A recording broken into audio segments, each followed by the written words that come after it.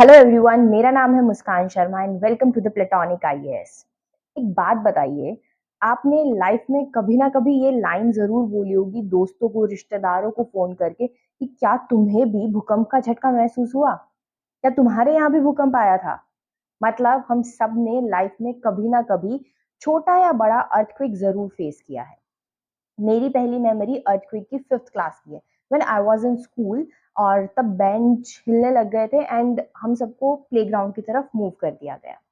आपकी भी for sure कोई ना कोई अर्थक्वेक की फर्स्ट मेमोरी होगी या रीसेंट मेमोरी होगी। आज हम पढ़ेंगे अर्थक्वेक के बारे में सिविल्स पॉइंट ऑफ व्यू से। इस साल अर्थक्वेक और आने वाले 1-2 साल अर्थक्वेक इंपॉर्टेंट है। कारण ये था कि टर्की ने इसी साल बहुत डिवास्टेटिंग अर्थक्वेक फेस किया है, जिसमें हजारों में कैजुअलिटीज हुई हैं। इसी के साथ ये टॉपिक हमारे लिए इम्पोर्टेंट हो जाता है। ना कि सिर्फ टर्की का इंसिडेंट इस टॉपिक को इम्पोर्टेंट बनाता है, बल्कि अगर आप previous year question of civils को उठा के देखेंगे तो आपको ये पता चलेगा कि ये सिविल्स का एक बहुत फेवरेट टॉपिक रहा है। डिजास्टर मैनेजमेंट के पर्सपेक्टिव से भी, ज्योग्राफी के पॉइंट ऑफ व्यू से भी और प्रीलिम्स में भी इस पे काफी सवाल पूछे गए।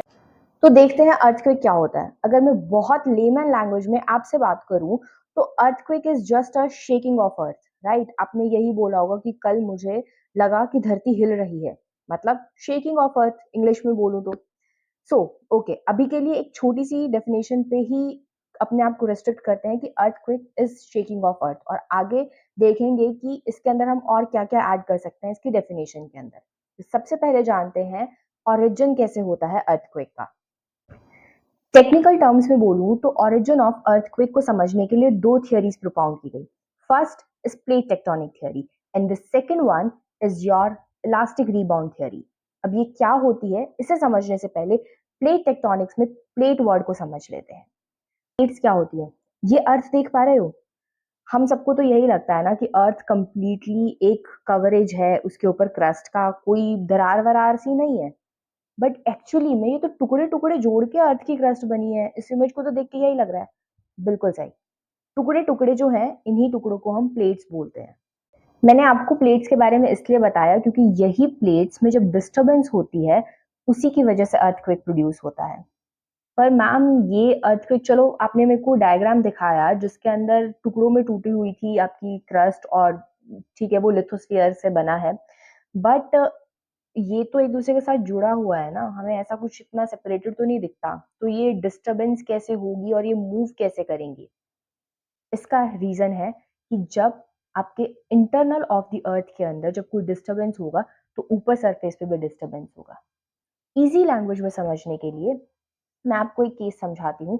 सपोज कीजिए एक बकेट के अंदर पानी है और हमने उस बकेट के नीचे एक मोटर फिट कर दी है किसी भी तरीके से, और ऊपर हमने एक लेयर ऑफ सॉलिड लगा दी है। वही लेयर ऑफ सॉलिड आपकी क्रस्ट है, और जो ये पानी है जो कि लिक्विड स्टेट में या मोल्टन स्टेट में है, ये आपका मैग्मा है, मतलब मेंटल वाला पार्ट है। नाउ अगर ये लिक्विड के अंदर, इस पानी की बाल्टी के अंदर मैं किसी तरीके से मोशन कर दूं तो क्या ऊपर जो लेयर मैंने सॉलिड की लगाई है उसमें कोई हलचल नहीं होगी? अगर यहाँ पे पानी बिल्कुल मूव करेगा किसी भी तरीके से तो ऑब्वियसली ये ऊपर वाली सॉलिड चाहे कितना ही सॉलिड हो उसमें कोई ना कोई डिस्टरबेंस जरूर क्रिएट करेगा। सिमिलरली अगर आपके मेंटल में कोई मोशन हो रहा है तो वो अर्थ के क्रस्ट को अफेक्ट करेगा ही करेगा। यानी वही जो मेंटल में जो मोशन हो रहा है वो आपके अर्थ क्रस्ट यानी जो लिथोस्फीयर पे जो प्लेट्स जो टूटी हुई तो पहले ही थी ना, इनके अंदर दरारें तो पहले ही है, इनको मूव करेगा तो ये हिल जाएंगी और उससे हो जाएगा आपका earthquake, shaking of earth. As simple as that in layman language. अब हम बात करते हैं इसकी प्रॉपर थ्योरी की फॉर्म में देखेंगे। So let's see it. कर रहे थे कि अर्थक्वेक ओरिजिन कैसे होता है, कैसे बनता है अर्थक्वेक, कैसे प्रोड्यूस होता है अर्थक्वेक, उसकी थ्योरीज के बारे में बात कर रहे थे। मैंने बताया उसकी दो थ्योरीज हैं, पहली प्लेट टेक्टोनिक थ्योरी और दूसरी elastic rebound theory. Elastic rebound theory को समझने से पहले प्लेट टेक्टोनिक थ्योरी को समझना इंपॉर्टेंट है। सो प्लेट टेक्टोनिक थ्योरी में अब तक हम समझ चुके हैं कि ये प्लेट वर्ड क्या होता है।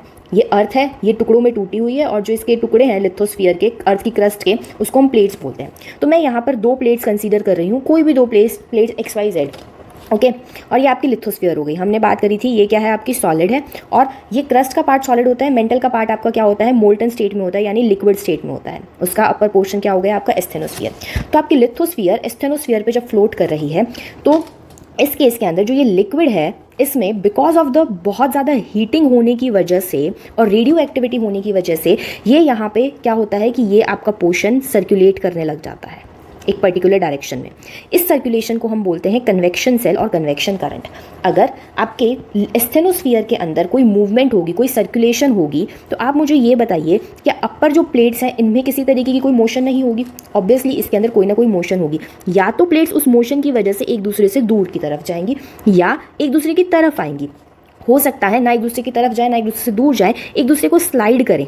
ठीक है, कुछ भी केस हो, आपका क्या हुआ है, प्लेट्स के अंदर आपका मोशन हुआ है, और अगर मोशन क्रिएट हुआ है इसका मतलब आपका अर्थक्वेक की सिचुएशन क्रिएट हुई है।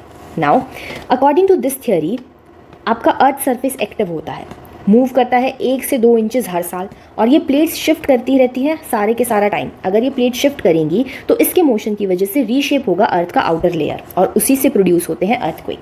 इससे सिर्फ अर्थक्वेक प्रोड्यूस नहीं होते, वॉल्केनोज भी बनते हैं और माउंटेन्स भी फॉर्म होते हैं। वॉल्केनो कैसे बनते हैं और माउंटेन कैसे फॉर्म होते हैं, इसके लिए हमें समझना पड़ेगा प्लेट टेक्टोनिक की कंप्लीट थ्योरी को। बट अभी के लिए ये जान लेना काफ़ी है कि प्लेट टेक्टोनिक थ्योरी से आप ओरिजिन ऑफ अर्थक्वेक को एस्टैब्लिश कर सकते हैं और उसको एक्सप्लेन कर सकते हैं। ठीक है, इतना समझ आ गया कि प्लेट की मूवमेंट होगी, उसकी वजह से अर्थक्वेक प्रोड्यूस होगा। और आपने बताया कि ये प्लेट की मूवमेंट हो रही है क्योंकि नीचे कन्वेक्शन सेल्स चल रही हैं। Convection cell kind of motion चल रहा है जिसकी वजह से प्लेट मूव करेंगी। ओके, बट ये कन्वेक्शन सेल्स जो है आपके मेंटल के अंदर, ये तो कॉन्टिन्यूसली चलती रहती है। इसका मतलब प्लेट्स में भी कॉन्टिन्यूस डिस्टर्बेंस रहनी चाहिए और अर्थक्वेक तो सारा टाइम प्रोड्यूस होना चाहिए। ये कभी कभी क्यों प्रोड्यूस हो रहा है, इसे समझने का एक तरीका है। आपने न्यूटन के कुछ लॉज समझे होंगे, है ना? जब आप प्राइमरी क्लासेस के अंदर होगे, आपने ये समझा होगा कि आप जितना फोर्स लगाते हो उसके अपोजिट आपका रिएक्शन आता है। एक कैपेसिटी तक होता है, तब तक चीज मूव नहीं करती लॉज ऑफ मोशन के अंदर। अगर मैं दीवार को धक्का लगाऊं तो दीवार मूव नहीं करेगी, बिकॉज उसमें इक्वल अपोजिट फोर्स लगाने की पावर है। एक जब आपका वो अपोजिट फोर्स ब्रेक हो जाता है, वो लिमिट थ्रेशोल्ड वाली आपकी ब्रेच हो जाती है, तब कोई चीज मूव करती है। सिमिलरली प्लेट मूव कर रही हैं, ओके, बट जो आपके रॉक्स हैं उनकी कुछ ना कुछ स्ट्रेस बियरिंग कैपेसिटी है। यानी कि वो एक अप्रोक्सीमेट एक कुछ लेवल तक का जो स्ट्रेस है या फिर जो ये डिस्टरबेंस हो रही है उसको बियर कर सकती है। उसके बाद ही वो रॉक्स क्या करती हैं, टूटती हैं। तो यही है इलास्टिक रीबाउंड थ्योरी। यही आपको इलास्टिक रीबाउंड थ्योरी समझाना चाहती है कि आपकी जब प्लेट मूव करती है तो उसमें कुछ एनर्जी एक्यूमुलेट होती है। अब एनर्जी एक्यूमुलेट कैसे होगी डेली प्लेट की मूवमेंट से, करके देख लीजिए। अपनी हथेली को ही थोड़ी देर रब करके देख लीजिए।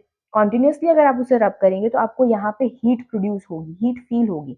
सिमिलरली जब प्लेट्स कॉन्टिन्यूसली थोड़ा थोड़ा एक दूसरे के कोई ना कोई मोशन करती रहती है तो एनर्जी तो एक्यूमुलेट होगी ना, बट वो एनर्जी रिलीज नहीं हो रही है। रिलीज इसलिए नहीं हो रही है क्योंकि एक स्ट्रेस बियर करने की कैपेसिटी है रॉक के अंदर। पर जिस टाइम पे स्ट्रेस बियरिंग कैपेसिटी रॉक की खत्म हो जाएगी, एक्सटेंड तक पहुंच जाएगी, टॉलरेंस पावर तक पहुंच जाएगी, तो वो जो एनर्जी थी जो उसने आज तक कैप्चर करी मूवमेंट की वजह से, वो रिलीज होगी। और यही जो release of sudden release of energy होता है ना, उसी को हम बोलते हैं अर्थक्वेक। और जब एनर्जी रिलीज होगी तो एनर्जी कभी भी डिस्ट्रक्ट नहीं होती है, it convert from one form to the another form. तो दूसरी जिस फॉर्म में वो कन्वर्ट होती है उसको वेव्स बोलते हैं। इसीलिए जब भी अर्थक्वेक आएंगे तो आपकी वेव्स प्रोड्यूस होंगी। इसको हम आगे देखते हैं एक बार थियोरेटिकली आपकी इलास्टिक रीबाउंड थ्योरी। कि इलास्टिक रीबाउंड थ्योरी क्या बोलती है कि क्रस्ट कैपेबल होती है कि वो सर्टेन लेवल तक के स्ट्रेस को बियर कर सके। स्ट्रेस क्यों प्रोड्यूस हुआ? क्योंकि प्लेट्स के अंदर क्या हो रही थी, एक तरीके की मूवमेंट हो रही थी। Okay, beyond which it deforms and break eventually. एक कैपेबल होती है, एक लिमिट तक स्ट्रेस को झेलेगी क्रस्ट, और उसके बाद क्या कर जाएगी, ब्रेक कर जाएगी इवेंचुअली। जब स्ट्रेस बिल्ड हो रहा होता है तभी एक्यूमुलेशन ऑफ एनर्जी भी हो रही होती है। ठीक है, ये हमने देख लिया कैसे एक्यूमुलेशन ऑफ एनर्जी हो रही है। उसके बाद जैसे ही सडन मूवमेंट होगी अलोंग दी फॉल्ट, जब मेरी स्ट्रेस बियरिंग कैपेसिटी ख़त्म हो चुकी है, तब ये जो एक्यूमुलेटेड एनर्जी थी ये सारी की सारी क्या हो जाती है, रिलीज़ हो जाती है, और आपकी रॉक ब्रेक करके फिर अपनी नॉर्मल पोजीशन पे आ जाएगी। और जब यहाँ पे रॉक ब्रेक हो रही है, यानी कि अर्थ का टुकड़ा कोई ब्रेक हो रहा है, हिल रहा है, तो क्या बनेगा उससे, बताइए? अर्थक्वेक ही फॉर्म होंगे। ठीक है। तो इस तरीके से आपकी इलास्टिक रीबाउंड थ्योरी एक्सप्लेन करती है कि कैसे एनर्जी स्प्रेड करती है अर्थक्वेक के टाइम। यानी कि अगर मुझे आपके अर्थक्वेक की ओरिजिन को एक्सप्लेन करना है तो मैं सिर्फ और सिर्फ उसे प्लेट टेक्टोनिक थ्योरी से नहीं समझा सकती। मैं प्लेट टेक्टोनिक थ्योरी से सिर्फ इतना बता सकती हूँ कि भाई प्लेट की मूवमेंट होगी और उससे क्या हो जाएगा, मेरा मतलब अर्थक्वेक प्रोड्यूस हो जाएगा। बट अर्थक्वेक के टाइम पे रिलीज़ होने वाली वेव्स और एनर्जी और ये सडन ही क्यों हो रहा है अर्थक्वेक, इसको एक्सप्लेन करती है elastic rebound theory. It explain two things, it explain spread of energy and क्या होती है वेव्स, वो भी ये वेव्स का ओरिजिन बताती है। और दूसरा ये एक्सप्लेन करती है कि क्यों अर्थक्वेक सडन होते हैं, क्योंकि एक टाइम के बाद स्ट्रेस बियरिंग कैपेसिटी ख़त्म हो जाती है। Origin of earthquake. बट क्या सिर्फ अर्थक्वेक का ओरिजिन टेक्टोनिक की वजह से ही होता है, मतलब प्लेट की टेक्टोनिक मूवमेंट की वजह से ही होता है, प्लेट की मूवमेंट की वजह से ही होगा सिर्फ और सिर्फ अर्थक्वेक प्रोड्यूस? क्या कोई और कारण नहीं होता है? वॉल्केनिक इरप्शन, जब वॉल्केनो इरप्ट होगा तो सोच के देखिए, इतना मैसिव लावा जब बाहर की तरफ निकलेगा तो क्या उस केस में साइड वाली जो आपकी लैंड होगी उसमें शेकिंग नहीं होगी? तो शेकिंग ऑफ अर्थ होगी, और शेकिंग ऑफ अर्थ तो अर्थक्वेक होता है। तो वॉल्केनिक इरप्शंस के टाइम पे भी अर्थक्वेक आता है। मतलब मैं बोल सकती हूँ जहाँ जहाँ वॉल्केनो होगा, वॉल्केनिक इरप्शन होगा, वहाँ वहाँ अर्थक्वेक आएगा। बिल्कुल सही बात है। पर क्या मैं ये भी बोल सकती हूँ जहाँ जहाँ अर्थक्वेक होगा वहाँ वहाँ वॉल्केनो आएगा? नहीं। एग्जाम्पल है हिमालयाज़। हिमालयाज़ के अंदर अर्थक्वेक तो बहुत आते हैं, बट अर्थक्वेक होने की वजह से वॉल्केनो नहीं आता। आप ये नहीं कह सकते कि ओके अगर अर्थक्वेक आया है, दो प्लेट्स एक दूसरे के साइड्स मतलब एक दूसरे से डिपार्ट हुई हैं, तो यहाँ पे जो नीचे मैग्मा प्रेजेंट है वो बाहर आ जाएगा और हर केस के अंदर वॉल्केनो हो जाएगा। मतलब ये तो फिर वो कंडीशन हो गई जहाँ अर्थक्वेक वहाँ जहाँ वॉल्केनो वहाँ अर्थक्वेक, और जहाँ अर्थक्वेक वहाँ वॉल्केनोस। नहीं, ये ज़रूरी नहीं है। हो सकता है कि अर्थक्वेक जहाँ हो वहाँ वॉल्केनो हो सकता है, but always it is not compulsory कि जहाँ अर्थक्वेक है वहाँ वॉल्केनोस हो ही हो। बट जहाँ वॉल्केनो होंगे वहाँ अर्थक्वेक होगा ही होगा, चाहे उसका मैग्नीट्यूड लो हो या फिर उसका मैग्नीट्यूड हाई हो। ओके, इसके बाद हम बाकी कारण देख लेते हैं। तो मैंने दो कारण बताए, एक तो टेक्टोनिक अर्थक्वेक, दूसरा मैंने बताया कि वॉल्केनिक अर्थक्वेक वॉल्केनो की वजह से हो सकता है। तीसरा कारण हो सकता है कोलैप्स की वजह से। ओके, कोलैप्स मतलब कोई ना कोई चीज़, कोई भारी चीज़ थी जिसका मास था, वो कोलैप्स कर गई, जिसकी वजह से धरती में क्या हो गई, शेकिंग हो गई। एक्टिविटीज़ जैसे कि माइनिंग, टनल की कंस्ट्रक्शन करना, डैम। अब डैम या रिजर्वायर के अंदर बहुत वेट होता है।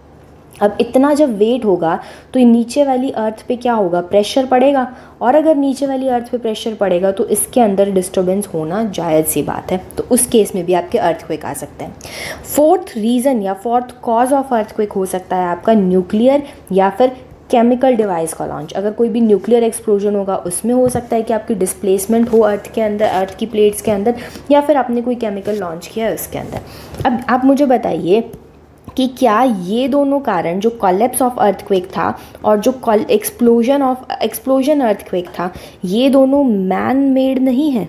तो ये एंथ्रोपोजेनिक रीजंस हो जाएंगे अर्थक्वेक को कॉज करने के। मतलब इंसान दो कारणों से अर्थक्वेक करता है। कोलैप्स अर्थक्वेक मतलब बहुत ज़्यादा मैसिव माइनिंग करके या टनल कंस्ट्रक्शन करके, डैम्स के थ्रू, ये एक्सप्लोजन ह्यूमन एक्टिविटीज़ की वजह से होने वाले भी अर्थक्वेक होते हैं, और नेचुरल फैक्टर की वजह से होने वाले भी अर्थक्वेक होते हैं। तो हम इन्हें तो प्रिवेंट नहीं कर सकते, बट इन्हें हम कर सकते हैं। हम पहले ही ऐसे मेजर्स लें और अवॉइड करें ऐसी एक्टिविटीज़ को जिसकी वजह से ये दोनों तरीके के अर्थक्वेक आएँ। अब ये देखने के लिए कि हमें कितनी बात समझ में आई, एक प्रीवियस ईयर क्वेश्चन देखते हैं सिविल्स का 2004 में जो पूछा गया है। ये पूछता है कि बताइए इनमें से कौन सा जियोलॉजिकल फिनोमेना कॉज कर सकता है अर्थक्वेक को। पहला स्टेटमेंट है आपके पास डेवलपमेंट ऑफ फॉल्ट्स, कि आपकी फॉल्ट की डेवलपमेंट हो। दूसरा है movement along fault. Third is impact produce by the volcanic eruption. Fourth is the folding of faults. एक बार वीडियो पॉज कीजिए और मुझे अपना आंसर बताइए कमेंट सेक्शन में। ओके, अगर आप अपना आंसर डिसाइड कर चुके हैं तो हम एक बार इसको डिस्कस करते हैं। देखिए, फॉल्ट की डेवलपमेंट होना, मतलब कि यहाँ पे कोई स्पेस है, उसी को बोलते हैं फॉल्ट, ठीक है, मतलब दरार आ जाना, यहाँ पे कोई दरार आ गई है तो फॉल्ट क्रिएट हो गया है, डेवलपमेंट ऑफ फॉल्ट से होगा ऑब्वियसली। अगर फॉल्ट की डेवलप, पहले एक पूरा आपका लैंड का पीस था, अब किसी ना किसी वजह से क्या हो गया है, यहाँ पे आपका ये दोनों मूव कर गई हैं एक दूसरे से अपार्ट, डाइवर्जेंस हुआ है, आपकी प्लेट्स मूव कर गई हैं और एक हिस्सा अलग हो, मतलब ऊपर नीचे हो गया है। इसको अगर मैं सेक्शनल व्यू में देखूं तो इस तरीके से होएगा, ये आपका क्या बन गया, फॉल्ट बन गया, एक अपर पोर्शन रह गया, एक नीचे चला गया, इस केस में डाउन स्लिपिंग होगी। ओके, दूसरा है मूवमेंट अलोंग द फॉल्ट, अगर इसी फॉल्ट के अलोंग मूवमेंट होगी तो भी आपका अर्थक्वेक आएगा। वॉल्केनिक इरप्शन से अर्थक्वेक आता है, ये हमने अभी अभी पढ़ा ही है। फोल्डिंग ऑफ रॉक से भी अर्थक्वेक आएंगे। फोल्डिंग ऑफ रॉक कब होगी, जब दो आपकी प्लेट्स कन्वर्ज करती हैं तब फोल्डिंग होती है। अब ये दोनों आपकी प्लेट्स क्या कर रही थी, एक दूसरे की तरफ मूव कर रही थी, बट दोनों की डेंसिटी क्या है, इक्वल है। अगर दोनों की डेंसिटी इक्वल है तो कोई किसी के नीचे सबसाइड नहीं करेगी, दोनों क्या करेंगी, एक दूसरे को कोलाइड करेंगी, और कोलाइड करेंगी तो आप खुद ही करके देख लीजिएगा, कभी भी अगर आप एक पेपर को भी, दो पेपर को भी एक दूसरे से कोलाइड कराएं तो वो क्या करेंगे, अपराइज करेंगे बीच में, तो इस तरीके से क्या बन जाता है, फोल्ड बनता है। तो फोल्ड बनेगा तब आपको क्या लगता है कि शेकिंग ऑफ अर्थ नहीं होगी, अर्थक्वेक्स नहीं आएंगे, आएंगे ऑब्वियसली। तो मेरे according answer is D, 1 2 3 4 is the correct answer. चारों ही चीज़ें हैं जो आपकी अर्थक्वेक को कॉज कर सकती हैं, और पहली तीन जो फर्स्ट सेकंड एंड फोर्थ थी, ये सारे के सारे क्या हैं, टेक्टोनिक अर्थक्वेक हैं, मतलब कि प्लेट्स की मूवमेंट से होने वाले अर्थक्वेक। क्लियर? अब जब हम ये समझ चुके हैं कि अर्थक्वेक का ओरिजिन किस वजह से होता है, तो हम इजीली उसकी डेफिनेशन को हॉलिस्टिकली समझ सकते हैं। हमें पता चला था कि भाई प्लेट की मूवमेंट की वजह से अर्थक्वेक का ओरिजिन होता है, और ये सडन होता है किसकी वजह से, क्योंकि एक टाइम तक स्ट्रेस बिल्ड होगा, और जब स्ट्रेस बिल्ड होगा तो एनर्जी आपकी क्या होगी, एक्यूमुलेट होगी, बट जब उसकी स्ट्रेस बियरिंग कैपेसिटी आपकी रीच कर जाएगी तो ये क्या होती है, एनर्जी रिलीज हो जाती है, और यही एनर्जी जब रिलीज होगी तो आपके अर्थक्वेक आते हैं। एनर्जी रिलीज किसकी फॉर्म में होगी, वेव्स की फॉर्म में। ये हमारी समराइजेशन थी। इसी समरी को अब मैं आपको एक डेफिनेशन की फॉर्म में दिखाऊंगी जो आपको एग्जाम में लिख के आनी है। अगर मैं शुरू में आपको डेफिनेशन बता देती तो आपको लगता कि रट्टा मारना है, अब आपको रट्टा नहीं मारना पड़ेगा। हमने शुरू में लेमैन लैंग्वेज में समझा था, अर्थक्वेक क्या होता है, shaking of earth crust.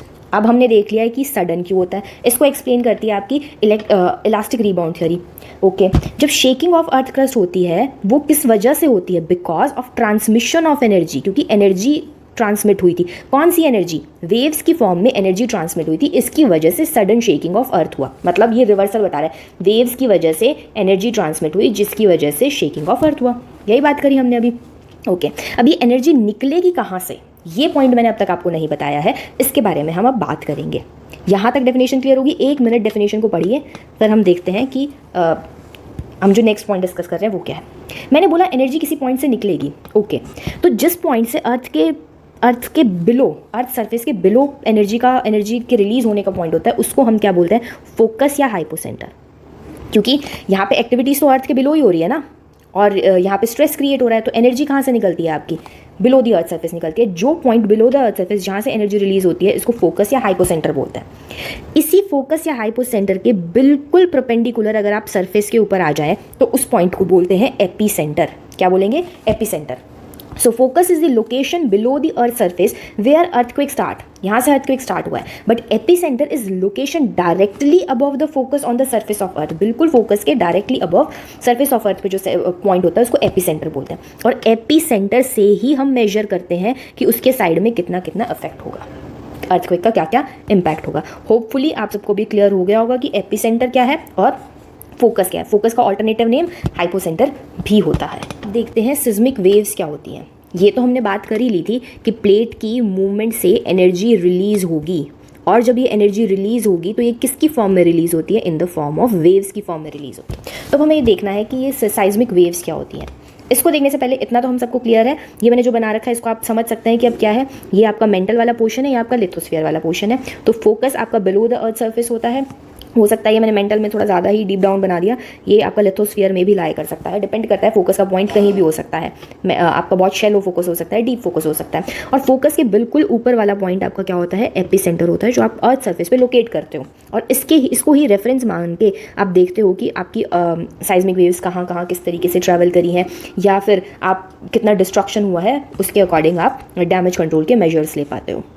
Okay, सो अब बॉडी वेव्स दो तरीके की होती हैं, एक होती आपकी साइज्मिक वेव्स दो तरीके की होती है, एक बॉडी वेव्स और दूसरी सरफेस वेव्स। मतलब अगर अर्थ के बिलो से ओरिजिन था, फोकस क्या था, वो पॉइंट जहाँ से अर्थ को क्या हुआ था, स्टार्ट हुआ था, तो मतलब वेव्स तो यहीं से आनी शुरू होंगी ना, यहाँ से, मैं इसको कंप्लीट बनाना चाहिए मेरे को, सॉरी, तो यहाँ से आनी शुरू होंगी, बट आखिरी में कहाँ आएंगी, सरफेस पे भी आएंगी। तो जो ये अंदर की तरफ वेव्स हैं, इन्हें क्या बोलेंगे, बॉडी वेव्स बोलेंगे। जो ऊपर सरफेस पे आ जाती हैं, उन्हें क्या बोलते हैं हम, सरफेस वेव्स बोलते हैं। तो वेव्स दो तरीके की हो जाएंगी, एक बॉडी वेव्स हो जाएंगी, एक सरफेस वेव्स हो जाएंगी।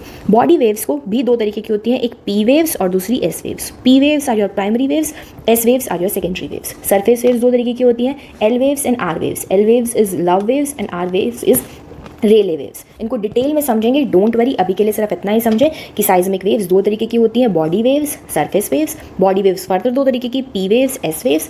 सरफेस वेव्स दो तरीके की होंगी, L waves and R waves. इनकी डेफिनेशन, इनका एक्रोनियम का फुल फॉर्म याद कर लीजिए। Okay, so now moving forward, let us discuss about what are the P waves and S waves. एक छोटा सा क्वेश्चन, पी वेव्स और एस वेव्स क्या है, अभी आप क्विकली आंसर कर देंगे। I know these are the body waves. Okay, so P waves में पी का मतलब है प्राइमरी। प्राइमरी क्यों बोला है, क्योंकि ये सबसे पहले आएंगी। एस का मतलब है सेकेंडरी, मतलब प्राइमरी वेव्स के आने के बाद जो वेव्स अपीयर होती हैं वो उनको क्या बोलते हैं, सेकेंडरी वेव्स बोलते हैं। ये सबसे पहले क्यों आ जाती हैं और ये बाद में क्यों आती हैं, फोकस से तो एनर्जी एक ही साथ रिलीज हुई ना, तो वेव्स भी एक ही साथ रिलीज हुई हैं। अब जब वेव्स एक साथ रिलीज हुई हैं तो ये पहले आई ये बाद में आई का क्या मतलब है। देखिए, प्राइमरी वेव्स बिल्कुल सीधी सीधी आती हैं, मतलब ये लॉन्गिट्यूडनल वेव्स होती हैं, मैंने यहाँ पे लिखा भी है, these are the longitudinal waves. मतलब इनकी जो डायरेक्शन ऑफ मोशन होगी वो सेम होगी, ठीक है, जो वेव का प्रोपोगेशन का डायरेक्शन है वो सेम है। ये बिल्कुल ऐसे सीधा सीधा सीधा सीधा स्ट्रेट स्ट्रेट स्ट्रेट स्ट्रेट आती हैं। तो ये जब बिल्कुल स्ट्रेट आती हैं, इसलिए क्या करती हैं, बहुत कम टाइम लेती हैं और ये जल्दी रीच आउट कर जाती हैं। जबकि सेकेंडरी वेव्स ऐसे टेढ़ी मेढ़ी आती है। अब कोई टेढ़ा मेढ़ा चल के आएगा, it will take more time ना, तो ये लेटर पहुंचती है। ये तो याद करने का तरीका लगा लो आप, बट एक्चुअली में प्राइमरी वेव्स जिस तरीके से मोशन करती हैं, ये थोड़ा सा कंप्रेस्ड मोशन होगा, फिर थोड़ा सा रिलैक्स्ड होगा, कंप्रेस्ड रिलैक्स्ड, कंप्रेस्ड रिलैक्स्ड, इस तरीके का मोशन होता है प्राइमरी वेव्स का। इसी मोशन की वजह से ऊपर की तरफ आपकी क्या जनरेट होती है, सेकेंडरी वेव्स जनरेट होती है। और सेकेंडरी वेव्स क्रस्ट और ट्रफ्स की फॉर्म में जनरेट होती हैं, ऑरिजिनेट होती हैं from the primary waves and which further create the surface waves. Okay, तो होपफुली आपको ये समझ आ गया होगा। लॉन्गिट्यूडनल वेव बिल्कुल सीधी चल के आ रही हैं, जबकि आपकी सेकेंडरी वेव्स टेढ़ी मेढ़ी चल के आ रही हैं, और जब ये टेढ़े मेढ़े रास्तों से आ रही हैं तो ये क्या ले रही है, बहुत ज़्यादा टाइम ले रही है, इसलिए इस बाद में पहुंचती हैं, जबकि पी वेव्स आपकी जल्दी पहुंच जाती हैं। और जो सीधा चल के आएगा उसकी स्पीड क्या होगी, ज़्यादा होगी, तो 6 किलोमीटर पर सेकेंड से आती हैं। सेकेंडरी वेव्स जो टेढ़ी मेढ़ी क्रस्ट ट्रफ की फॉर्म में चल के आ रही है, उनकी स्पीड कम होती है comparative to the primary waves. तो अगर आपसे एमसीक्यू में पूछ लिया जाए कि स्पीड सेकेंडरी वेव्स की ज़्यादा होती है as compare to the primary waves, तो वो स्टेटमेंट गलत हो जाएगी। स्पीड आपकी प्राइमरी वेव्स की ज़्यादा होती है as compare to the secondary waves. Okay, primary waves कम डैमेज कॉज करती हैं। आप बोलोगे मैम इसकी तो स्पीड इतनी तेज़ है, कोई चीज़ तेज़ी से चल के आए, कोई कार तेज़ी से आए तो ज़्यादा टक्कर मारेगी, ज़्यादा डैमेज करेगी, जबकि कोई कार धीरे से आ रही है तो कम डैमेज करना चाहिए, बट आपने तो उल्टा लिख दिया। ये तो स्पीड आपकी तेज़ थी फिर भी इसने कम डैमेज किया, जबकि एस वेव्स की स्पीड कम होती है तो भी ये मॉडरेट, मतलब कंपैरेटिवली पी वेव्स के ज़्यादा डैमेज कर रही है। ऐसा क्यों, इसका रीज़न है एम्पलीट्यूड, जो हम आगे समझेंगे। ओके, अभी के लिए याद रख लीजिए कि पी वेव्स प्राइमरी वेव्स हैं, कम डैमेज करती है। प्राइमरी का बच्चा कम बकवास करता है as compare to secondary school के बच्चे के, ठीक है। ट्रिक के लिए याद करने के लिए आपको बताया था कि आप कंफ्यूज होकर एग्जाम में गलतियाँ ना करके आए। प्राइमरी का बच्चा कम मिस्टेक करे, कम शैतानियाँ करेगा तो समझ लेते हैं प्राइमरी वेव्स कम डैमेज करती है, बट इसका रियल रीज़न है लेस एम्पलीट्यूड होना। ओके, जबकि सेकेंडरी स्कूल का बच्चा बहुत ज़्यादा शैतानियाँ करेगा, और हम मान सकते हैं कि जो सेकेंडरी वेव्स हैं वो ज़्यादा डैमेज करती हैं as compare to P waves. Okay, अब मैटर में देख लेते हैं कि प्राइमरी वेव्स हैं वो सॉलिड में भी ट्रेवल कर सकती हैं, लिक्विड मैटर में भी ट्रेवल कर सकती हैं और गैशियस मैटर में। बट सेकेंडरी वेव्स बहुत चूजी होती हैं, ये सिर्फ और सिर्फ सॉलिड में ट्रैवल करती है। लाइक द सेकेंडरी स्कूल के बच्चे है ना इन्हें लिक्विड और ना गैशियस पसंद होता है, ये सिर्फ और सिर्फ सॉलिड में ट्रैवल करेंगे। ओके, मूविंग फर्दर, अब हम देखते हैं पी वेव्स, एल वेव्स और एस वेव्स। चलो, ये सिस्मोग्राफ वाला समझाने से पहले हम एल वेव्स को देखते हैं। एल वेव्स आपकी लव वेव्स भी जिन्हें हम बोलते हैं। अब ये दोनों कौन सी वेव थी बताइए? These are the surface waves, ठीक है, जो आपके सरफेस पे होंगी वो वेव्स हैं, ये सिस्मिक वेव्स जो सरफेस पे आ जाएंगी उन्हें बोलेंगे L waves and R waves. Love wave, L wave को लव वेव बोलते हैं आफ्टर द ब्रिटिश मैथमेटिशियन जिसने इसको डिस्कवर किया था, AEH लव, ठीक है। ये क्या होती है? Because horizontal shifting of the earth during the earthquake, ये कॉज करेंगी हॉरिजॉन्टल शिफ्टिंग अर्थ का अर्थक्वेक के टाइम पे। इसको लेमन लैंग्वेज में समझते हैं। आर वेव्स और एल वेव्स के मोशन को लेमन लैंग्वेज में समझने के लिए मेरी बचपन के कन्फ्यूजन को आपके सामने रखती हूँ, जिससे शायद आपको समझ आ जाएगा।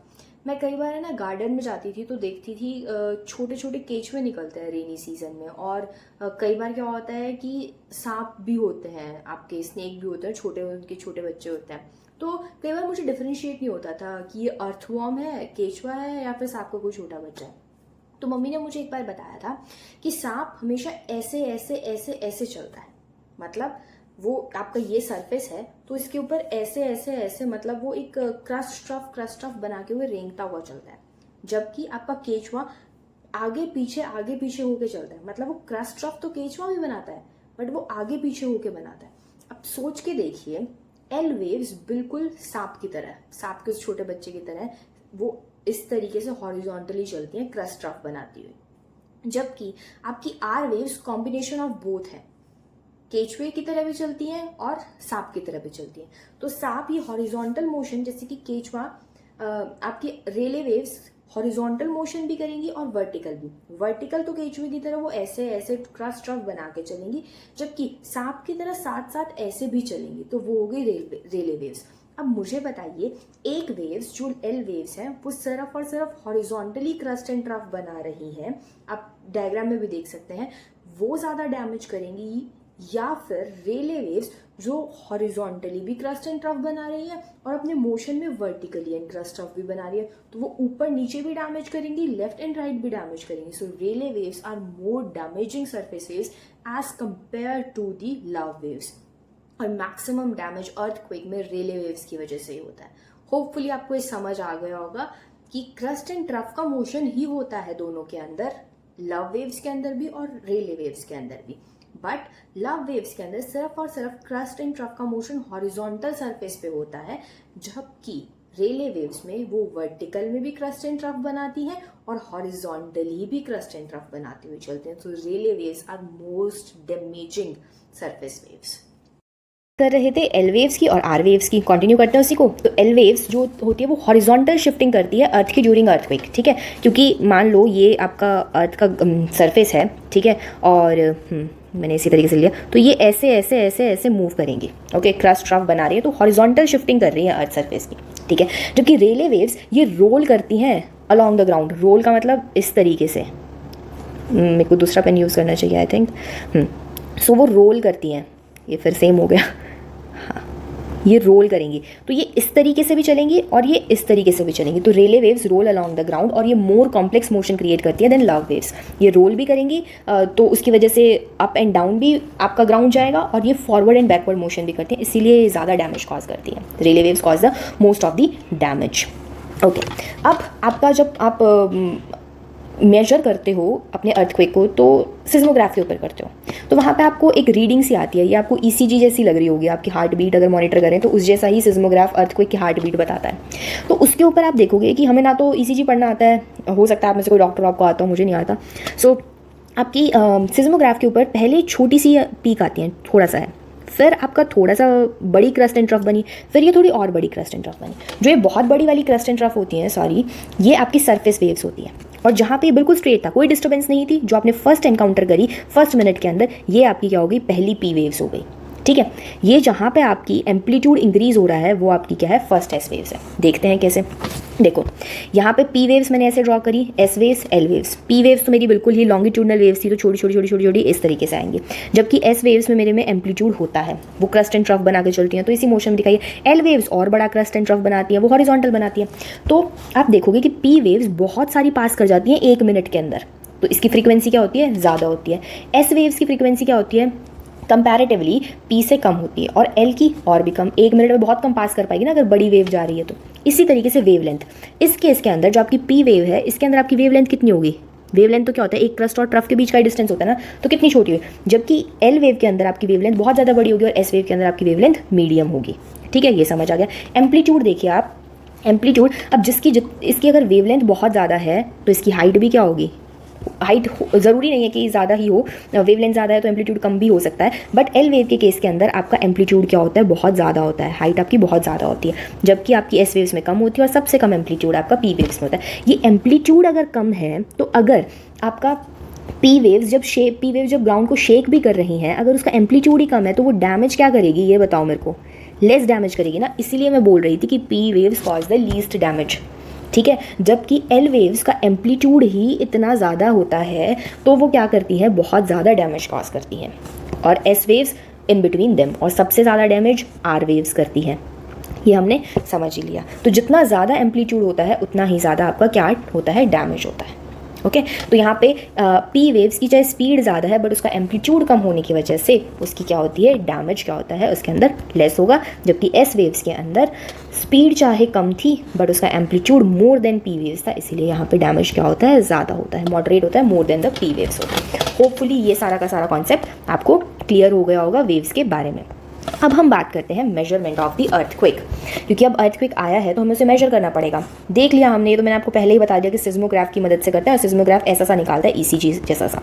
ओके, सो इंस्ट्रूमेंट जो यूज़ होता है इसके लिए वो आपका है सिस्मोग्राफ। इसको सबसे पहली बार 1890s के अंदर डिस्कवर किया गया था, और ये रिकॉर्ड करता है मोशन ऑफ द ग्राउंड का ड्यूरिंग अर्थक्वेक। आप बोलोगे मैम सिस्मोग्राफ होता कैसा है, बता दीजिए, एक बार दिखा दीजिए।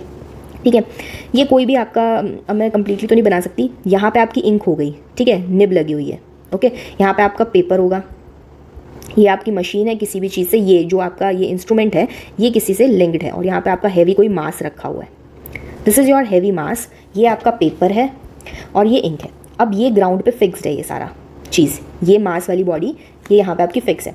अब जैसे ही अर्थ के अंदर शेकिंग होगी, क्या ये हिलेगा या नहीं हिलेगा, ऑब्वियसली ये हिलेगा, तो ये वाला भी जो आपका ऑब्जेक्ट है ये मूव करेगा। अगर ये ऑब्जेक्ट मूव कर रहा है और आपकी यहाँ से इंक रिलीज हो रही है, ये पेपर कॉन्टिन्यूसली मोशन पे, तो क्या यहाँ पे ये कोई ऐसा इफेक्ट नहीं छोड़ेगा, यही इफेक्ट तो क्या है आपका सिस्मोग्राफ से आपकी जो रीडिंग आई थी वो है। फिर भी अगर आपको नहीं समझ आया है तो मैं आपको आप इस पे देखिए, यहाँ पे एक आपको शो होगी एक पिक्चर, उसमें आपको शायद समझ आ जाए। Take a minute. Okay, so hopefully आपको समझ आ गया होगा कि सिस्मोग्राफ कैसे काम करता है, कैसे वो रीडिंग लेता है। ये इतना नहीं है कि भाई बहुत ज़्यादा ही ड्रास्टिक आपकी कोई मूवमेंट हुई थी अर्थ की, सिर्फ उसको कैप्चर करेगा। ये बहुत सिस्मोग्राफ आपकी बहुत माइन्यूट जो आपकी मूवमेंट होंगी प्लेट्स की उनको भी कैप्चर कर सकता है। जैसे कि एनिमल्स आपकी बहुत कम हर्ट्स वाली साउंड को भी सुन सकते हैं ना, इसी तरीके से सिस्मोग्राफ आपकी बहुत कम जो आपकी मूवमेंट हो रही है, जो हम ह्यूमन शायद एक्सपीरियंस ना कर पाए, उनको भी ये सुन सकता है, इसीलिए रिकॉर्ड कर लेता है।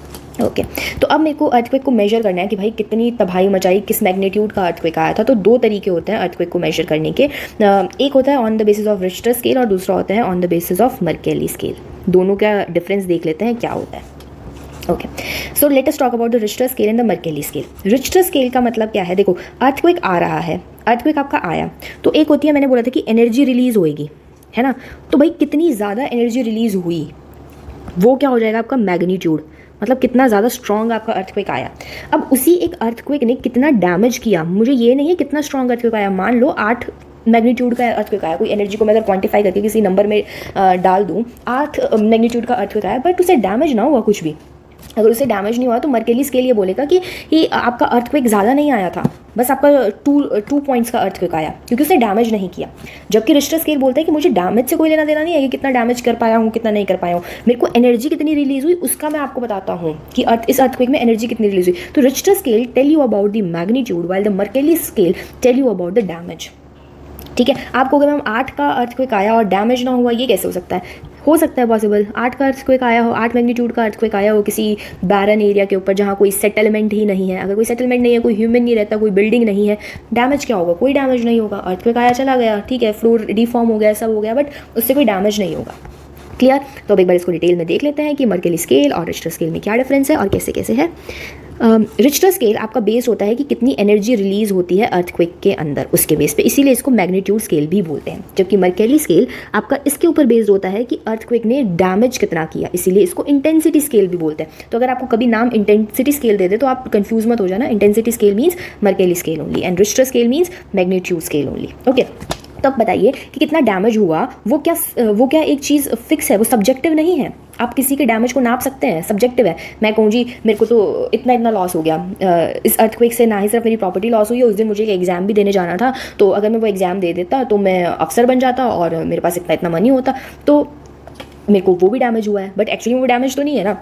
तो जो आपका मर्केली स्केल पे जो डैमेज होता है वो सब्जेक्टिव होता है, जबकि रिक्टर स्केल आपको एक साइंटिफिक और बहुत ऑब्जेक्टिव और एक्यूरेट चीज़ बताता है कि देखो इतना इतना आपका मैग्नीट्यूड का अर्थक्वेक आया था। सो आपका Richter scale is more objective and Mercalli scale is more subjective in nature. It depend upon the person to person, while Richter scale doesn't depend upon person to person, it only depends upon the amount of energy release. It is more scientific in nature. Hopefully it is clear. Richter scale was discovered by the Charles Richter in 1835. It is also called as the logarithm scale. Logarithm scale क्यों कहते हैं इसको मैं 2 minute बाद बताती हूँ आपको। नहीं चलो पहले इसको कर ही लेते हैं, logarithm scale क्यों बोलते हैं। देखो रिक्टर स्केल की जो आपकी वैल्यू होती है, स्केल जब मैंने बोल दिया तो आपको अगर मैं वैसे भी रूलर बता दूं, आपका कोई भी घर पे आपको रखा होगा है ना, आपके पास स्केल होता है, तो उसमें क्या होता है 15 मार्किंग तक होता है, 30 तक होता है, तो स्केल के ऊपर कुछ ना कुछ वैल्यू होगी। तो रिक्टर स्केल के ऊपर 0 to 9 वैल्यू होती है। क्या सिर्फ 9 तक होती है? नहीं, इसकी कोई अपर लिमिट नहीं है, इससे ज़्यादा भी हो सकती है, बट वैसे हम 0 to 9 ही एक रफ फिगर मान के चलते हैं। बट मर्केली स्केल के अंदर क्या स्केल होता है, फिर वो क्या फिगर होती है, वो 1 to 12 होती है और इसकी अपर लिमिट 12 है। 12 से ज़्यादा डैमेज कॉज हो ही नहीं सकता। ये कहता है कि 2 जो लेवल है अगर आपका मर्केली स्केल पे, तो मतलब सिर्फ ओनली जो टॉप फ्लोर पे रहने वाले लोग हैं ना वही अफेक्ट हुए हैं, उससे ज़्यादा कोई और अफेक्ट नहीं हुआ। जबकि अगर मान ले मैं कंसीडर कर लूँ कि 12 के स्केल का आपका रिक्टर मर्केली स्केल पे आपका कोई अर्थक्वेक आया, तो मतलब सारी की सारी डैमेज हो गई है, बिल्डिंग्स कुछ नहीं बचा है। ओके, इसके मेजर करने का तरीका देखते हैं। अब सबसे पहले हम बात करते हैं कि मैंने बोला था कि Richter scale is a logarithm scale, why I called it so. तो मैंने बोला रिक्टर स्केल पे 0 से 9 तक आपकी स्केलिंग होगी। अब 0 से 1, 1 से 2, 3, 4, 5, 6, 7, 8, 9 हम ऐसे गए। बट आपको एक चीज़ का ऐसा हैरानी होगी कि 0 से 1 या फिर 4 से 5 जब हम जा रहे हैं तो आपको लग रहा है कि सिर्फ एक ही मैग्नीट्यूड का तो अर्थक्वेक और ज़्यादा आया है, थोड़ा सा और डैमेज कर लेगा। नहीं, ये बहुत ज़्यादा डैमेज करता है, क्योंकि 4 से 5 जाने में ही 10 टाइम्स आपका क्या हो गया है, आपकी इंक्रीज़ हो गई है उसकी स्ट्रेंथ, अर्थक्वेक की स्ट्रेंथ। तो मैंने क्या करा कि डिजिट्स को बहुत ज़्यादा लंबा लंबा लिखने के बजाय मैंने उनको कंसाइज कर दिया। और जब मैं वर्ड्स को कंसाइज कर देती हूँ, उसी को तो बोलते हैं लॉगरिथम, लॉग, किसी का भी लॉग ले लेना है ना, तो इसीलिए बोलते हैं कि मर्केली स्केल क्या होता है, एक लॉगरिथम रिक्टर स्केल आपका क्या होता है, एक लॉगरिथम स्केल होता है जिसमें एक से दूसरे पे अगर आप वैल्यू कॉन्सिक्यूटिव वैल्यूज़ पे भी अगर आप जंप करते हो तो 10 टाइम का आपको इंक्रीज़ देखने को मिलता है। ये कोई स्मॉल इंक्रीज़ नहीं होता, लार्ज इंक्रीज़ होता है, तो इसलिए बोलते हैं हम कि एक लॉगरिथम स्केल है। ठीक है, अर्थक्वेक मेजर करने के लिए अगर आपको रिक्टर स्केल पर अगर आप 6.5 तक का अगर कोई मैग्नीट्यूड का अर्थक्वेक आया तो आप इजीली मेजर कर सकते हैं, बट अगर उससे ज़्यादा का अगर आपका अर्थक्वेक आया तो उस पर रिक्टर स्केल बहुत ज़्यादा एक्यूरेट नहीं होता। इसीलिए 1970s के अंदर एक और नया स्केलिंग का मेथड आया था जिसको बोलते हैं मोमेंट मैग्नीट्यूड स्केल। ठीक है, ये ज़्यादा एक्यूरेट है, इंडिया दोनों को ही यूज़ करता है, रिक्टर स्केल को भी यूज़ करता है और मोमेंट मैग्नीट्यूड स्केल को भी यूज़ करता है। ओके, अब हम बात कर रहे थे मर्केली स्केल, जो कि हमारा था सब्जेक्टिव स्केल था, जिसमें हमने बात करी थी कि भाई आपका अर्थक्वेक का अर्थक्वेक कितना डैमेज किया है वो डिपेंड करेगा, वही डिटरमाइन करेगा कि किस स्केल का आपका अर्थक्वेक आया है बेस्ड अपॉन द डैमेज। तो आप डैमेज डिसाइड कैसे करोगे? आप एक सर्वे कंडक्ट करोगे। It is done through the survey. आप लोगों से पूछोगे कि उनकी इम्पैक्ट क्या हुआ, बिल्डिंग पे, ह्यूमन पे क्या इम्पैक्ट था। तो आप सर्वे क्या करोगे, मतलब एक एरिया ग्रसित हुआ है, आप लोगों से जा के पूछोगे, तभी कैसे बताओगे मर्केली स्केल पे। एक ऐप होता है जैसे कि RISCQ ऐप जो गवर्नमेंट ऑफ इंडिया ने बनाया है, यहाँ पे आप क्या कर सकते हैं, जो भी अफेक्टेड पीपल हैं ये अपने अपने रिव्यूज़ डाल सकते हैं। और रिव्यूज़ क्या होता है, वहाँ पे क्वेश्चन आंसर टाइप का होता है जहाँ पे आपको वेरियस क्वेश्चंस को आंसर करना होता है। बेस्ड अपॉन दैट आपका क्या आपका रिस्पॉन्स रिकॉर्ड कर लिया जाता है। मल्टीपल रिस्पॉन्स जो डिफरेंट पीपल से आए हैं उन सबको कंबाइन करके ये डिटरमाइन किया जाता है कि मर्केली स्केल के ऊपर क्या आपकी पिक्चर रही, आपका डैमेज 1 से 12 के स्केल पर कितना हुआ। समझ आ गया? एक्चुअली में तो मर्केली स्केल इंपॉर्टेंट है because it is highlighting the damage which जो लोगों को इम्पैक्ट कर रहा है। तो मर्केली स्केल को आप इग्नोर नहीं कर सकते, ये बोल के कि ये सब्जेक्टिव इन नेचर है। Although it is subjective in nature but it has a great impact because it use to calculate the damage caused to the people due to the earthquake. Hopefully ये समझ आ गया होगा। Okay, तो India में देख लेते हैं कि कैसे ये सारा का सारा सिस्टम चलता है आपका अर्थक्वेक के होने का और अर्थक्वेक के मेजरमेंट का। मैंने आपको सेस्मोमीटर दिखाया था कि वो आपका डिपेंडिंग अपॉन कि आपकी अर्थ में शेकिंग कितनी हुई उसके बेस पे वो रिकॉर्डिंग कर लेता है, रीडिंग्स को ले लेता है। राइट, हमने अभी तक यही देखा था। अब हम देखते हैं कि इंडिया के अंदर ब्रॉडबैंड सिस्मोमीटर्स को सेटअप किया गया है। ब्रॉडबैंड सिस्मोमीटर डिजिटाइज होते हैं। पहले वाला क्या होता था, एनालॉग के फॉर्म में होता था। अब सारा का क्या है, सारा डिजिटल फॉर्म में है, तो वो इजीली कंप्यूटेबल है। तो इंडिया के अंदर ऐसे टोटल इंडिया के अंदर बहुत सारी अर्थक्वेक की ऑब्जर्वेटरीज हैं इंडिया के अंदर बहुत सारी अर्थक्वेक की ऑब्जर्वेटरीज़ हैं। उनमें से 115 ऑब्जर्वेटरीज़ के अंदर ब्रॉडबैंड सिज्मोमीटर्स लगे हुए हैं जो कि डिजिटाइज्ड आपकी इन्फॉर्मेशन निकाल के दे देते हैं। अब क्या होगा, ये जो सिज्मोमीटर है वो एक्सेलरोमीटर से कनेक्टेड होता है। एक्सेलरोमीटर क्या करता है, आपकी गाड़ी के अंदर स्पीड को ही मेजर करता है ना। तो ये एक्सेलरोमीटर किसको मेजर करेंगे कि कितनी स्पीड से वेव्स आई है, ठीक है। उस जितनी स्पीड से वेव्स आई हैं उसको इन्फॉर्मेशन को डिजिटल में कन्वर्ट करता है और वहीं से आपकी जो ऑब्जर्वेटरी है उससे इस इन्फॉर्मेशन को डिजिटल में कन्वर्ट करने के बाद वीसैट सैटेलाइट है उसके पास भेज देते हैं। अब ये सैटेलाइट से डाटा आपका किसके पास चला जाता है, नेशनल सिज्मोलॉजिकल नेटवर्क दिल्ली, ठीक है, यहाँ पे चला जाता है। आपको होगा कि यार अर्थक्वेक में यहाँ पे मैंने कुछ एक्टिविटी सिज्मोग्राफ में मेजर करी तो क्या ज़रूरत थी दिल्ली को डाटा भेजने की, तुम अपना काम करो ना। है ज़रूरत, रीज़न बीइंग कि हो सकता है असम में एक एक्टिविटी आपको सिज्मोग्राफ पे आपको कुछ रीडिंग्स मिली हो, मणिपुर में कुछ रीडिंग्स मिली हों और XYZ एरिया में आपको नागालैंड में कुछ रीडिंग मिली हो। तो मान लेती हूँ ये असम हो गया, ये नागालैंड हो गया, ये मणिपुर वाला सीन हो गया, ठीक है। अब इन तीनों ने अलग अलग सिज्मोग्राफ से अलग अलग इनकी ऑब्जर्वेटरी ने अलग अलग रीडिंग ली। अब मुझे एपिसेंटर तो नहीं पता ना, एपिसेंटर क्या होता है कि जो सरफेस के ऊपर हमें बताया कि कहाँ पर अर्थक्वेक लाई कर रहा है। बिलो फोकस है, नीचे जाके मैं देख नहीं सकती कि अर्थक्वेक कहाँ से निकला है, ऊपर लोकेट करके वो अपने आप देता नहीं है। तो मुझे क्या करना पड़ेगा, इन तीनों ही सिटीज़ का या फिर इन तीनों ही स्टेट्स का मैंने डाटा को देख लिया। अब इन तीनों ही स्टेट्स के डाटा के बेस पे मैंने एक आउटर लाइन को, बाउंड्री को मार्क कर दिया। ए मतलब असम से मेरे को इतना, इसके इतने एरिया तक ही सिस्मिक मेरे को वो मिली है, वेव्स मिली है। बी मेरे को इतनी ही सिस्मिक वेव्स मिली है इस एरिया तक। सी तो दिल्ली वाला जो यहाँ पे जो दिल्ली में जो नेशनल सिज्मोलॉजिकल नेटवर्क है ये तीनों को लोकेट कर लेता है और फिर इन तीनों का एक कॉन्करेंस पॉइंट यानी कि इन तीनों के कॉमन पॉइंट को मार्क कर लेता है और उसको फिर एपीसेंटर बोला जाता है कि this is the epicentre of earthquake. तो होपफुली आपको समझ आ गया होगा कि हम एपिसेंटर कैसे लोकेट करते हैं। हम मेंटल में जाके फोकस ढूंढ के और फिर सीधा अर्थ के ऊपर आके तो नहीं बता सकते ना कि this is the epicentre. Epicentre इस तरीके से लोकेट किया जाता है। वेरियस ऑब्जर्वेटरी से डाटा लो, आपकी बाउंड्रीज को डिमार्केट करो और एक कॉमन पॉइंट ऑफ इंटरसेक्शन को आप एपिसेंटर डिक्लेयर करते हैं। सो होपफुली आपको ये समझ आ गया हो कि हमने किस तरीके से डाटा को कलेक्ट किया और किस तरीके से फिर सैटेलाइट के थ्रू हम उसको सेंट्रल दिल्ली के पास भेजते हैं और कैसे फिर एक एपिसेंटर लोकेट होता है।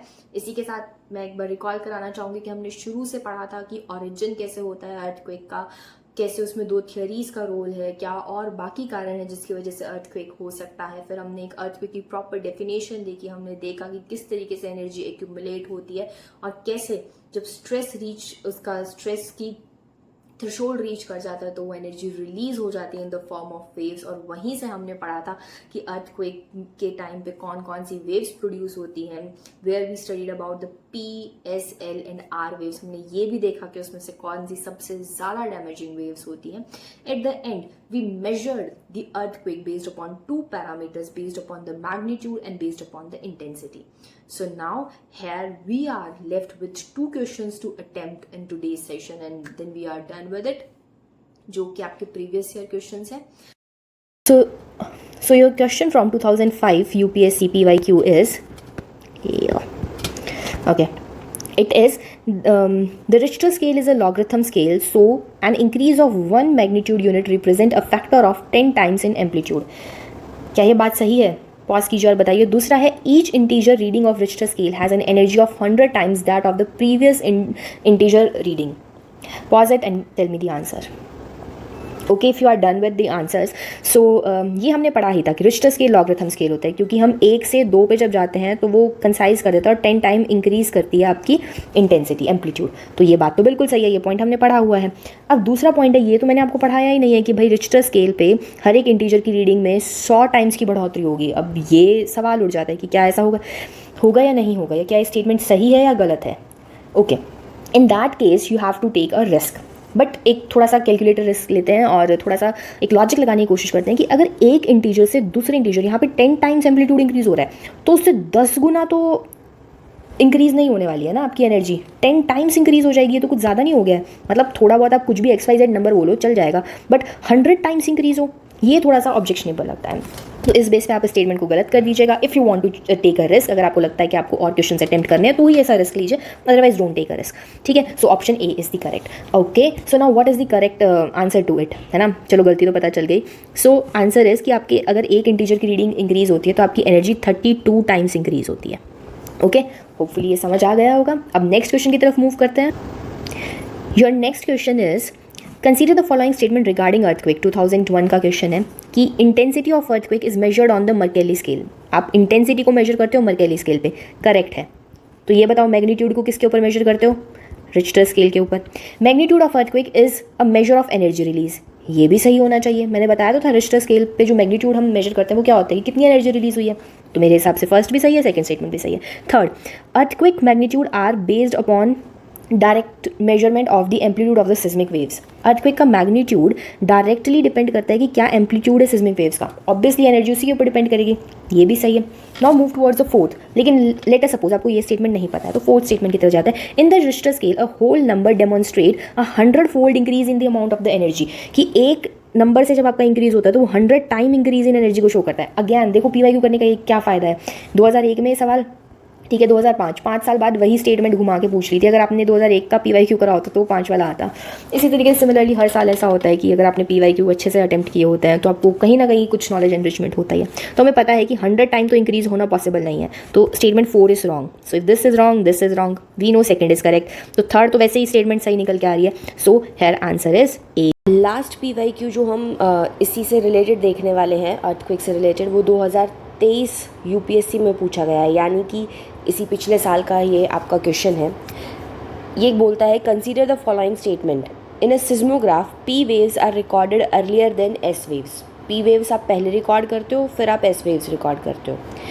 In P waves, the individual particle vibrate to and fro in the direction of the wave propagation, where in the S waves, the particle vibrate up and down at the right angle to the direction of wave of propagation. Hopefully ये question आपको आना चाहिए क्योंकि अभी हमने discuss किया था P wave, S waves, L waves, R waves. Take a minute, think and answer. Okay, if you are done with the answering part, let us discuss the question.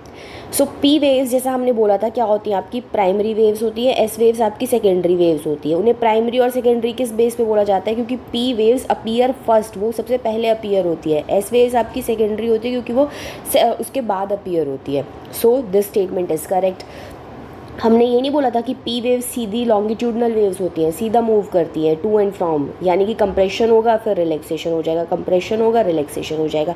जबकि आपकी एस वेव्स क्या करती हैं, up and down move नहीं करती थी क्योंकि वो क्रस्ट और ट्रफ बनाती थी। तो ये भी स्टेटमेंट आपकी सही है कि पी वेव्स आपकी टू एंड फोर वाइब्रेट करती हैं और एस वेव्स आपकी up and down at the right angle to the wave of propagation. ये आपकी डायरेक्शन होगी वेव ऑफ प्रोपगेशन की, इसके राइट एंगल पे ये मूव करती है। So your second statement is also correct. So your answer should be C, both 1 and 2।